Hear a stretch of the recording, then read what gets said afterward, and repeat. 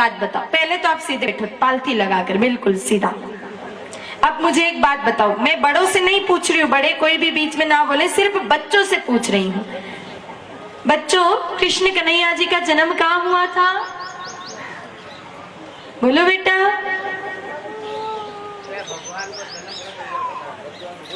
कहाँ हुआ था भगवान का जन्म? इधर वाले बच्चे बताओ, कहाँ हुआ था?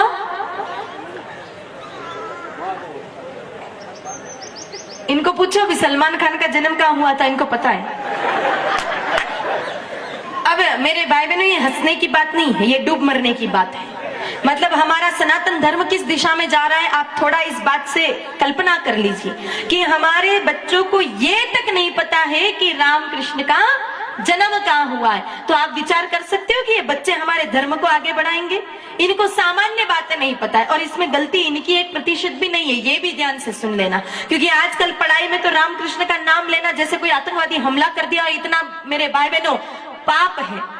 तो पढ़ाई में तो इनको कोई बताएगा नहीं कि रामकृष्ण का जन्म कहाँ हुआ।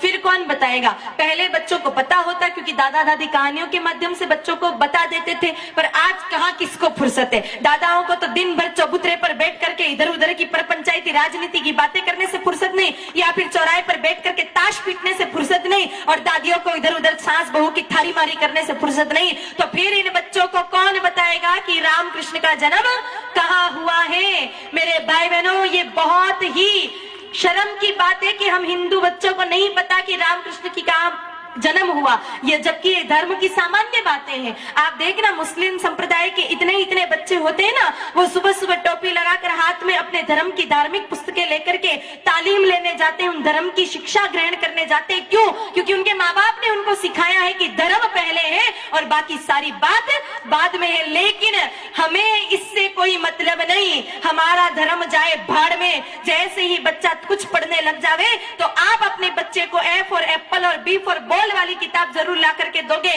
पर आज तक यहाँ सभा में बैठे किसी माता पिता ने अपने बेटे को रामचरितमानस जी नहीं पढ़ने के लिए दी होगी कि ले बेटा, तू पढ़ाई तो बहुत कर ही रहा है विद्यालय में ट्यूशन में जाकर के, लेकिन 10 मिनट रामचरितमानस की एक चौपाई भी पढ़ ले। कभी आप लोगों ने अपने बच्चों को गीता जी ले जाकर के नहीं दी कि ले बेटा एक श्लोक तू गीता जी का भी पढ़ ले? अरे पढ़ लिख करके धर्म की शिक्षा तो आपने दी नहीं, तो फिर ऐसा बेटा क्या करेगा? पढ़ाई लिखाई करके संस्कार तो आए नहीं, क्योंकि आजकल की पढ़ाई में संस्कार आएंगे ये तो कल्पना भी मत करना।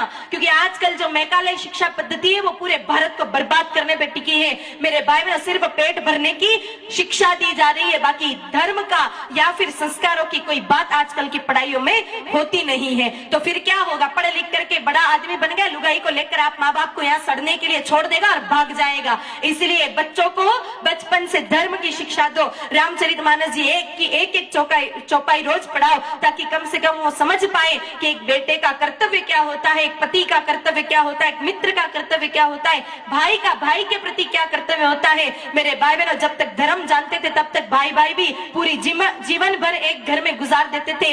आजकल पत्नी आवे 8वें दिन दोनों को अलग अलग करना पड़ता है, नहीं तो मेरे भाई बहन 90 दिन कोर्ट में दिखेंगे दोनों एक दूसरे पर केस दायर करते। क्यों? क्योंकि हमने धर्म की 1% भी शिक्षा अपने बच्चों को नहीं दी। संभले जाओ, इस तरह से तो धर्म पूरा मेरे भाई बहनों तार तार हो जाएगा। अपने बच्चों को कुछ न कुछ शिक्षा धार्मिक भी दिया करो, ताकि ये बच्चे संस्कारी बन सके।